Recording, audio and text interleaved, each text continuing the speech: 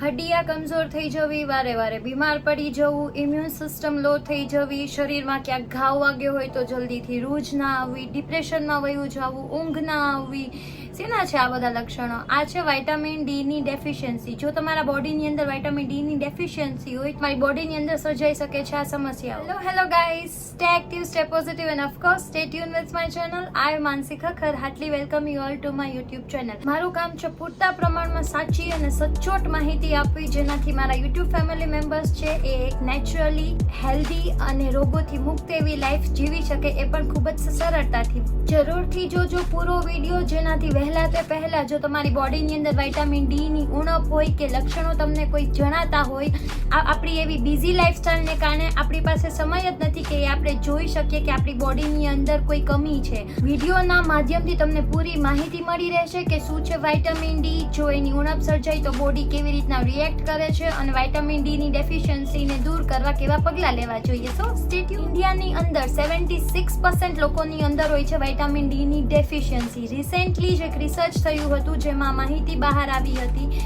એવું નથી કે 76% લોકો સનલાઇટમાં આવતા જ નથી. જો તમે સનલાઇટમાં રહ્યો તો તમને વિટામિન ડી પૂરતા પ્રમાણમાં મળી જ રહે. આ માહિતી તદ્દન ખોટી છે. વિટામિન ડી આપણને ત્યારે જ મળે છે જ્યારે આપણે સનલાઇટના ડાયરેક્ટ કોન્ટેક્ટમાં આવીએ, મતલબ કે ડાયરેક્ટ સનલાઇટ આપણા બોડીની અંદર એબ્ઝોર્બ થાય.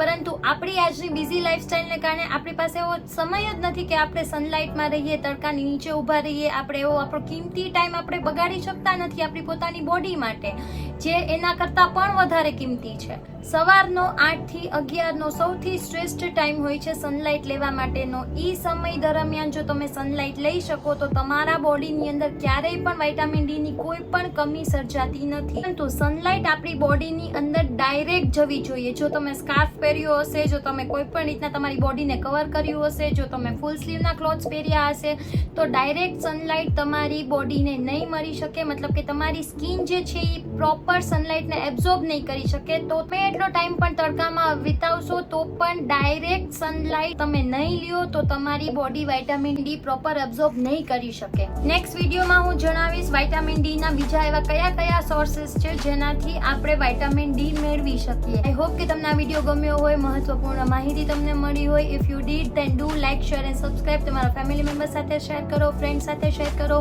કોઈ પણ પ્રોડક્ટની નોલેજ જોતી હોય, કોઈ પણ વસ્તુઓમાં ડેપ્થ નોલેજ જોતી હોય, then do comments me below down. આપણે એમાં આરામથી ચર્ચા કરીશું કોઈ પણ પ્રોડક્ટ વિશે કે કોઈ પણ વસ્તુઓની માહિતી ઉપર આપણે ફૂલ ડિટેલમાં ચર્ચા કરશું. હસતા રહો, ખુશખુશાલ રહો, ભરપૂર પ્રમાણમાં પાણી પીતા રહો. Bye, love you all.